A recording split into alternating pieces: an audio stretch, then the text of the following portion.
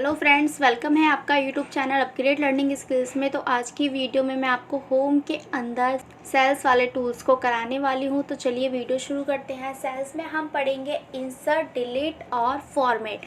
तो इंसर्ट से आपको पता है यहाँ पर कॉलम की बात हो रही है, सेल्स की बात हो रही है। तो इंसर्ट मतलब सेल या कॉलम रो में से किसी एक को ही किया जाएगा। डिलीट की बात होती है तो जो हमने इंसर्ट किया है उसको डिलीट करना है। फॉर्मेट की बात थोड़ी अलग है, हम इसको जब फॉर्मेट पढ़ेंगे तब मैं आपको बताऊंगी कि फॉर्मेट क्या है। सबसे पहले हम पढ़ते हैं इंसर्ट को। तो इंसर्ट में आपको सबसे पहले ऑप्शन दिखेगा इंसर्ट सेल का, फिर इंसर्ट शीट रो का, इंसर्ट शीट कॉलम का और इंसर्ट शीट का। तो इनका पहले यूज़ सीखते हैं। सबसे पहले दे रखा है आपको इंसर्ट सेल। तो जैसे आपको यहाँ पर 10 पे एक सेल इंसर्ट कराना है, तो आप इसको 10 को सिलेक्ट करेंगे। इसके बाद इंसर्ट पे जाके आपको सेल पे क्लिक करना है। सेल पे क्लिक करने के बाद आपको ये बताना है कि आपको जो सेल चाहिए वो किस साइड चाहिए। तो मैंने यहाँ पे राइट साइड में लिख दिया है, राइट साइड पे मैंने क्लिक कर दिया और यहाँ से करती हूँ ओके। तो आपको दिख रहा होगा कि एक सेल जो है यहाँ पे एक्स्ट्रा आ गया, बाकी नीचे से आपको दिख रहा होगा कि एक एक सेल जो है आगे की साइड खिसक गया है। तो ये तो हो गया सेल इंसर्ट। आगे बढ़ते हैं। आगे आपको ऑप्शन दिखेगा इंसर्ट शीट रो। तो जैसे ऊपर मैंने हेडिंग दी है, अगर मुझे इससे पहले भी एक और रो चाहिए थी तो उसके लिए आपको क्या करना है, सबसे फर्स्ट वाले सेल को सिलेक्ट करना है। इंसर्ट पे आके इंसर्ट शीट रो पे क्लिक कर देना है, तो आपके ऊपर एक रो और आ जाएगी। फिर आगे बढ़ते हैं। आगे आपको दिखेगा इंसर्ट शीट कॉलम। जैसे रो इंसर्ट की है वैसे ही कॉलम आएगा, लेकिन कॉलम अगर आपको लेफ़्ट साइड में चाहिए तो आपको राइट साइड वाला जो कॉलम सिलेक्ट करना पड़ेगा। तो मैंने यहाँ पे मैथ्स वाले को सिलेक्ट कर लिया है। इंसर्ट में आते हैं, फिर कॉलम पे क्लिक कर देते हैं, तो यहाँ पे आपका कॉलम भी आ जाएगा। इसके आगे नेक्स्ट ऑप्शन आपको दिखेगा इंसर्ट शीट। तो जैसे यहाँ पे टैब शीट है वैसे ही इंसर्ट शीट पर जैसे क्लिक करते हो तो आपकी पूरी की पूरी एक नई शीट आ जाएगी। इसके बाद ऑप्शन आता है आपका डिलीट का। तो डिलीट में जैसे हमने इंसर्ट शीट से इंसर्ट रो, कॉलम, सेल जो भी हमने इंसर्ट किया है उसको हम यहाँ से डिलीट कर सकते हैं।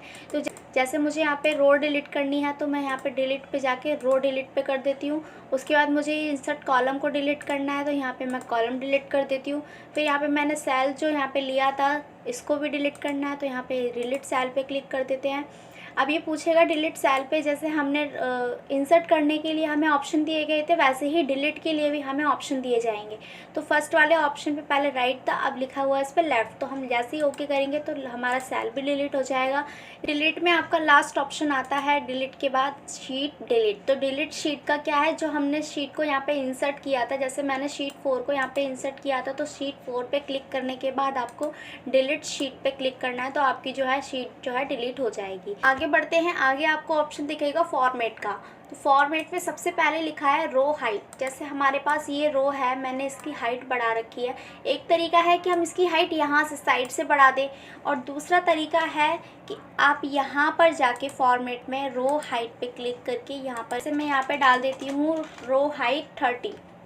मैंने 30 डाल दिया और यहाँ से जैसे ओके करती हूँ आपको दिख रहा होगा कि थोड़ी सी इसकी जो हाइट है वो बढ़ गई है। अगर आपको नहीं दिखा तो मैं आपको दोबारा से करके दिखाती हूँ। फॉर्मेट पे जाके रो हाइट पे यहाँ पे अब मैं डाल देती हूँ 30 की जगह 40। जैसे ही 40 डाला और ओके किया, आपको जो है रो की हाइट जो है यहाँ पे दिख रही होगी बढ़ती हुई। तो ये हो गया रो हाइट। अगर आपको रो हाइट ऑटो फिट का मतलब है कि जैसे थी वैसे ही नॉर्मल में चाहिए, तो आप ऑटो फिट रो पे क्लिक कर दीजिए। ऑटोमेटिक जैसे पहले हमारी रो थी वैसे ही हो जाएगी। इसके बाद ऑप्शन आता है हमारा कॉलम विथ का। तो जैसे रो हाइट थी वैसे ही कॉलम विथ है, तो रो की हाइट बढ़ाई जाएगी और कॉलम की विथ बढ़ाई जाएगी। तो उसके लिए आपको क्या करना है, यहाँ पे जैसे आपने बी वाले कॉलम, नेम वाले कॉलम को सिलेक्ट किया है, फॉर्मेट पे जाके कॉलम विथ पे जाकर आपको यहाँ से इसकी विथ दे देनी है। मैं यहाँ पे इसकी विथ 15 डाल देती हूँ, यहाँ से करती हूँ ओके। तो आपको दिख रहा होगा कि जो नेम वाला कॉलम है उसकी जो है विथ थोड़ी सी बढ़ गई है। यही सेम चीज़ आप यहाँ से ऊपर से भी कर सकते हो, इतना अंदर जाने की आपको ज़रूरत नहीं है। इसके अलावा आप जब कोई भी यहाँ पे डाटा लिखते हो और आपको ऑटो फिट करना होता है तो आप इस पर डबल क्लिक कर दोगे, तब भी यहाँ से जो है आपके नेम के अनुसार जो है यहाँ पे वो कॉलम जो है फिट हो जाएगा। यहाँ पर भी आपको ये ऑप्शन दिखेगा ऑटो फिट कॉलम विथ। तो जैसे ही आप ऑटो फिट कॉलम विथ पे क्लिक करोगे तो वो ऑटोमेटिक फिट हो जाएगा। जैसे आपको मैं इसमें मैक्सिमम में करके दिखाती हूँ। तो मैक्सिमम वाले कॉलम को मैंने सिलेक्ट किया है, यहाँ फॉर्मेट पे जाके ऑटो फिट विथ कॉलम पे जैसे क्लिक करते हो वैसे ही वो डाटा के अनुसार सेट हो जाएगा। ये आपको ऑप्शन दिखेगा यहाँ पे डिफ़ॉल्ट विथ का।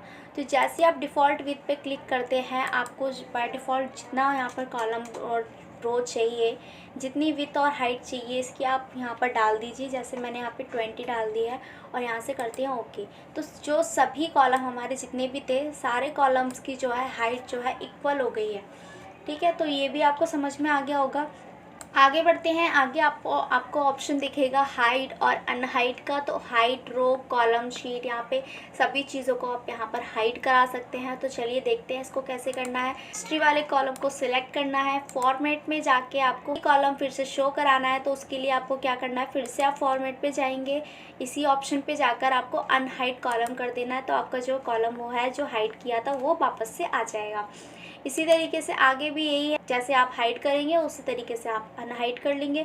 इसके बाद आते हैं आगे, ऑप्शन में बढ़ते हैं। आगे आपको दिखेगा रीनेम शीट। तो जैसे आपको यहाँ पे टैब वर्कशीट दिख रही है, शीट 1, शीट 2, शीट 3, आप इनका रीनेम भी कर सकते हैं। रीनेम पे क्लिक करके आप इसको कुछ भी डाल सकते हैं। जैसे मैंने यहाँ पे इस पर मार्कशीट डाल दिया है, इस तरीके से आप इसको रीनेम भी कर सकते हैं।